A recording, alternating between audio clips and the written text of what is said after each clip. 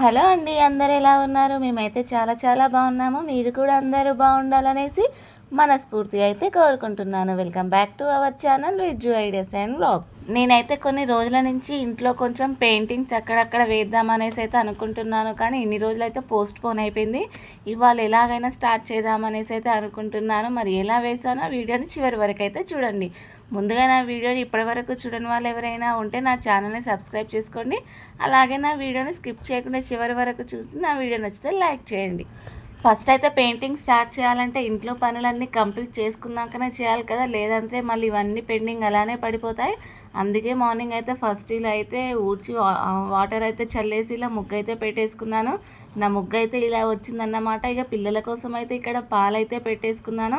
Night అయితే కొంచెం అన్నం మిగిలిన ఉండే, అందుకే ఇక్కడైతే టమాటో రైస్ చేస్తున్నాను. టమాటో రైస్ అంటే మీలో ఎంతమందికి ఇష్టం? నాకైతే చాలా ఇష్టం అన్నమాట.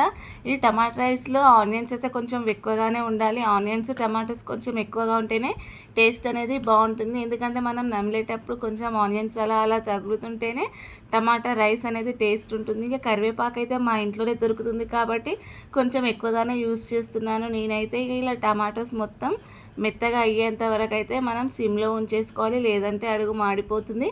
మళ్ళీ అన్నం వేసినాకైతే మొత్తం కలవదన్నమాట. ఇక్కడైతే అన్నాన్ని మొత్తం చించుతున్నాను. నెక్స్ట్ అయితే ఇందులో టమాటా రైస్లో వేసేసుకోవడమే. నైట్ వండిన అన్నం మన టైము 10-10:30 వరకు అయితే అప్పుడే ఖరాబ్ అయిపోతుంది. అందుకే మార్నింగ్ లేవగానే 7కి అలా అయితే చేసేస్తున్నాను. అనవసరంగా వేస్ట్ చేయడం ఎందుకనేసి ఇక్కడైతే టమాటా రైస్ అయితే ప్రిపేర్ అయిపోయింది. ఫైనల్గా అయితే కొత్తిమీర అయితే వేస్తున్నాను. నైట్ అన్నం మిగిలిందనేసి ఇక్కడైతే నేను టిఫిన్స్ అయితే ఏం చేయలేదు. ఇదే టిఫిన్ లాగా తినేయొచ్చు అనేసి అయితే చూడండి. టమాటా రైస్ అయితే చాలా కలర్ఫుల్గా అయింది కదా, టేస్ట్ కూడా సూపర్గా వచ్చేసింది. ఇక తర్వాత అయితే కొన్ని బాసనలు ఉంటాయి, అన్నీ తోమేసుకుంటున్నాను. ఇప్పటివరకు అయితే సమ్మర్ హాలిడేస్ కాబట్టి నైట్ తోమకుండా మార్నింగ్ అయినా తోమేసుకోవచ్చు అనేసి అయితే ఒక్కోసారి అలానే విడిచిపెడుతున్నాను. కానీ ఇంకొక 10 days అయితే మళ్ళీ స్కూల్స్ అయితే రీఓపెన్ అవుతాయి. అప్పుడు మనకు ఓపిక ఉన్నా లేకున్నా కానీ నైటే కంప్లీట్ చేసి పెట్టుకోవాలి ఈ బాసనలన్నీ, లేదంటే మార్నింగ్ అయితే అంత ఫ్రెష్గా అనిపించదు, ఏమి వండాలి అనే అంత ఇంట్రెస్ట్ కూడా ఉండదు. ఇంకొక 10 days మనకి ఇక రెస్ట్ అయితే మళ్ళీ హడావిడి స్టార్ట్ అయిపోతూనే ఉంటుంది. ఇలా బాసనలన్నీ తోమేసుకోవడం కంప్లీట్ అయ్యాకైతే గ్యాస్ అయితే తూడ్చుకుంటున్నాను. ఇప్పుడైతే ఏం కడగటం లేదు, ఎందుకంటే మళ్ళీ వంట చేయాలి కదా, వంట చేసినాక మళ్ళీ మొత్తం పడుతుంది కాబట్టి అప్పుడు కడగొచ్చు అనేసి అయితే ఇప్పుడు జస్ట్ అలా వాటర్ చల్లి అయితే క్లాత్తోనైతే మొత్తం తూడ్చేస్తున్నాను. అంటే స్టవ్ వరకు అయితే తూడుస్తాను, మళ్ళీ సింక్ పక్కల సింక్ అయితే మొత్తం ఆటోమేటిక్గా అయితే కడిగేసుకోవాలి, లేదంటే నాకు అంత సాటిస్ఫాక్షన్ అయితే అనిపించదు. ఎందుకంటే బాసన్లకి ఇట్లా మొత్తం తోమితే అక్కడ సబ్బుకి ఇట్లా పడుతుంది కాబట్టి అంత నీట్గా కూడా అనిపించదు. వంట చేసినా కానీ నాకు ఏదో ఇంకా మంచిగా అనిపించదు. అందుకే ఇక్కడ సింక్ పక్కల సింక్ కూడా మొత్తం తోమేసుకొని అయితే క్లీన్గా మొత్తం వాష్ చేసుకున్నాకనే ఇంకా వంట అయితే స్టార్ట్ చేస్తాను. నాలాగా బాసన్లు తోమినాక సింక్ ఖచ్చితంగా తోమి అలవాటు ఉన్న వాళ్ళు ఎంతమంది ఉన్నారో కింద కామెంట్ చేయండి. నేనైతే బాసన్లు తోమినప్పుడల్లా అయితే ఖచ్చితంగా సింక్ అయితే క్లీన్ చేస్తాను, లేదంటే మనసు అస్సలు నాకైతే మంచిగా అనిపించదు. ఇక మొత్తం బాసన్లన్నీ అయిపోయి సింక్ మొత్తం క్లీన్ చేసుకున్నాకైతే హ్యాండ్ వాష్ అయితే చేసుకుంటున్నాను. ఇక్కడ ప్రస్తుతానికైతే ఇలా మొత్తం క్లీన్ చేసుకున్నాను. స్టవ్ మొత్తం చూడండి, అంటే సబ్బుతోని మొత్తం క్లీన్ చేయకున్నా కానీ జస్ట్ అలా వాటర్ చల్లి క్లాత్తో తుడిచి కూడా ఎంత నీట్గా అయిందో చూడండి. ఇలా నీట్గా ఉంటేనే కొంచెం మనసు అనేది ప్రశాంతంగా అనిపిస్తుంది, వంట కూడా ప్రశాంతంగా చేసుకోవచ్చు అనిపిస్తుంది. ఇంక ఇక్కడ బాసన్లు కూడా అన్నీ అయితే ఎక్కడి ప్లేస్లో అక్కడైతే పేర్ చేసుకోవాలి. ఇక్కడైతే రైస్ అయితే పెట్టేశాను. ఇక కర్రీ వండుదామనేసి మా ఆయన అయితే కర్రీ తెస్తున్నానని కూర అయితే తెస్తున్నానని చెప్పాడు. అందుకే ముందుగానే వాటికైతే ఆనియన్స్ టమాటోస్ అన్నీ అయితే ఇలా ప్రిపేర్ అయితే చేసి పెట్టుకుంటున్నాను. ఇక ఇక్కడ అయితే చింతపండు కూడా కొంచెం అయితే నానబెట్టుకున్నాను. ఏ కర్రీ వండినా అందులో కొంచెం చింతపండు పోసుకుంటే ఈ సమ్మర్లో ఖరాబ్ అవ్వదు కదా. అంటే ఏం కర్రీ అంటే ఇది వచ్చేసి అయితే మేక తలకాయ అన్నమాట.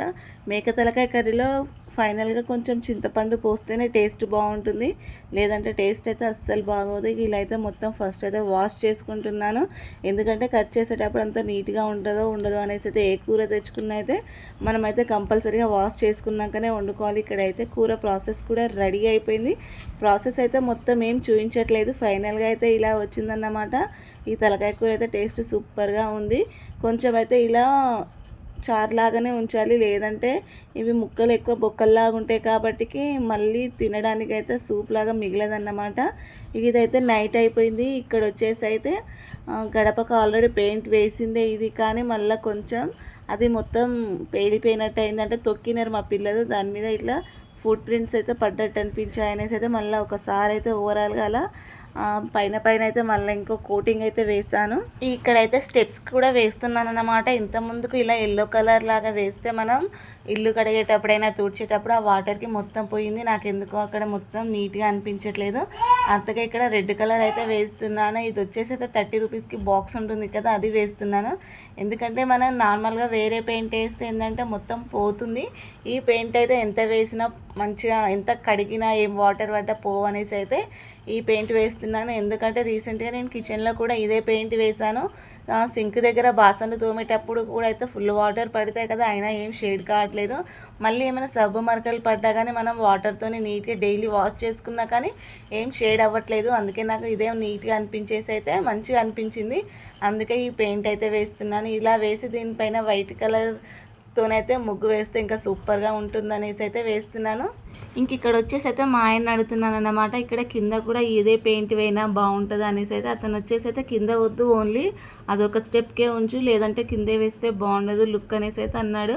కానీ నాకైతే మనసుకు మంచిగా అనిపించలేదు. 2 స్టెప్స్ వేస్తేనే బాగుంటుంది అనేసి నేనైతే 2 వేస్తున్నాను. మరి వేసేయడానికి మరి నన్ను ఎందుకు అడుగుతున్నావు, నీ ఒపీనియన్ నీదే అయినప్పుడు మళ్ళీ నన్ను అడగటం ఎందుకు అనేసి అయితే అంటున్నాడు ఇక్కడ. ఇక నవ్వుకుంటూ అయితే ఇక్కడ మొత్తం కింద స్టెప్ కూడా వేసాను. ఎలా ఉంటుందో అతను బాగుండదు అన్నాడు కాబట్టి ఎలా ఉంటుందో అన్న కొంచెం చిన్న డౌట్తోనే వేశాను. కానీ ఫైనల్గా అయితే రెండింటికి వేస్తేనే నాకైతే బాగుంది అనిపించింది. మరి మీకు ఒకటి బాగుందా 2 బాగుందా అయితే చెప్పండి.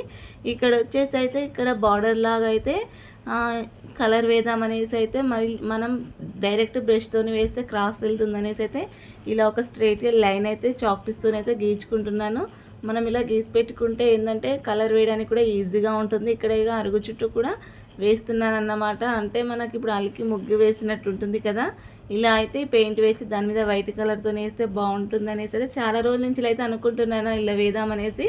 కానీ నైట్ అయ్యేసరికి ఏమో చీకట్లో వేస్తే నిద్ర సరిపోదు, పిల్లలతో పడుకోబెట్టయితే లేట్ అవుతుంది. ఇక పగలపూట వేద్దామంటే ఎండ విపరీతంగా కొడుతుంది కదా, ఇక్కడైతే ఫుల్ ఉబ్బరిస్తుంది అన్నమాట. అందులోనూ పిల్లలు తొక్కుతారు, మళ్ళీ అన్ని ఫుట్ ప్రింట్స్ పడి వేస్ట్ అవుతుందనేసి అయితే ఇన్ని రోజులైతే పోస్ట్ పోన్ చేశాను. ఇక మళ్ళీ స్కూల్స్ అయితే రీఓపెన్ అయితే అప్పుడైతే మళ్ళీ వేసుకోరాదు, ఎందుకంటే పిల్లలతో పనే ఉంటుంది కదా. అందుకే అయితే ఇప్పుడు వేసుకోవడమే బెటర్ అనిపించేసి అయితే వేస్తున్నాను. టైం అయితే 10:30, 11 అలా అవుతుంది. చీకట్లోనే వేస్తున్నాను. ఇంకా మా హస్బెండ్ వచ్చి బయటనే పడుకున్నాను అన్నమాట. అందుకే ఇంత ధైర్యంగా వేస్తున్నాను, లేదంటే బయటికి వెళ్ళేదాన్ని కాదు నేను. ఇంక ఇక్కడ వచ్చేటైతే ఈ గచ్చు కూడా వేద్దామనేసి అయితే వేస్తున్నాను. ఇది వచ్చేసి అయితే రెడ్ ఆక్సైడ్ కలర్ అన్నమాట. ఇందులో కొంచెం వాటర్ చల్లాలి. ఎందాక వేసిందేమో అది వేరే కలర్, ఇది వేరేది అన్నమాట. ఇదైతే కొంచెం కలర్ఫుల్గా అనిపిస్తుంది దానికంటే, కానీ దీని మీద వాటర్ పడితే కొంచెం వాటర్ కలర్ షేడ్ అవుతుంది. అందుకే ఇదైతే అక్కడ మెట్టు దగ్గర వేయలేదు, ఇక్కడైతే వేస్తున్నాను. ఎందుకంటే పెద్దగా ఉంటుంది కదా, అదైతే చాలా పడుతుంది. అయినా అందుకే ఇదైతే ఇందులో కొంచెం వాటర్ చల్లి వేయాలన్నమాట. ఇదైతే వేస్తున్నాను. అప్పటికే ఫుల్ చీకటి అయిపోయింది. మా ఆయన అయితే పడుకున్నాడు ఇక్కడనే, మంచం కనిపిస్తుంది కదా, అందుకే కొంచెం ధైర్యంతోనే వేస్తున్నాను, ఏం భయపడకుండా.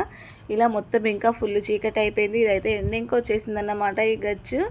ఫైనల్గా ఇక్కడ వచ్చైతే గడప మీద అయితే ఇలా ముగ్గులు అయితే వేస్తున్నాను. ఫస్ట్ టైం అన్నమాట. ఇంతవరకు నేనైతే ఎప్పుడు ట్రై చేయలేదు. నేను అనుకున్నాను ఈజీగానే వేయొస్తుందేమో అనేసి, కానీ మనం పెన్ను పట్టి రాసేదానికంటే ఈ బ్రష్ పట్టి వేయడానికి డిఫరెన్స్ చాలా ఉంది. అంత ఈజీగా అయితే నాకైతే వేయనీకి రాలేదు. అందుకే ఫస్ట్ టైం కాబట్టి నేనైతే మెయిన్ డోర్కి వేయలేదు. ఇది లోపల డోర్ అన్నమాట. ఎవరు వచ్చినా కానీ అంత ఈజీగా అయితే ఏం కనిపించదు.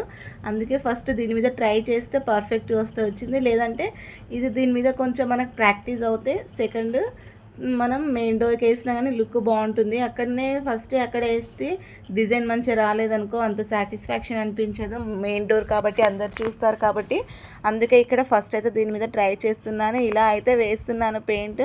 చాలా టైం అయితే పట్టింది ఈ గడపకు వేయడానికి. ఇక నైట్ కాబట్టి పిల్లలు పడుకున్నారు, అందుకే ఎంత టైం అయినా కానీ ప్రశాంతంగా పర్ఫెక్ట్గా వేసుకోవచ్చు అనేసి అయితే ఇలా ట్రై చేస్తున్నాను. మొత్తం పర్ఫెక్ట్గానే అనిపించింది, కానీ ఇలా గ్రీన్ కలర్స్తోని లీవ్స్ వేసేటప్పుడే కొంచెం తేడా కొట్టింది, అంత పర్ఫెక్ట్గా రాలేదనిపించింది నాకు. బెటర్, చూడడానికైతే ఓవరాల్గా బెటర్, కానీ పెయింటర్స్ వేసి అంత పర్ఫెక్ట్గా అయితే మనం వేయలేం కదా. అయినా వేస్తుంటే ప్రాక్టీస్ అయితే అవుతుంది. ఫస్ట్ టైమే ఏదైనా పర్ఫెక్ట్గా రాదు కదా. ఓవరాల్గా అయితే ఇలా వచ్చిందన్నమాట గడప డిజైన్. మీకు ఎలా అనిపించిందో కింద కామెంట్ చేయండి. ఉంటాను మరి, బాయ్.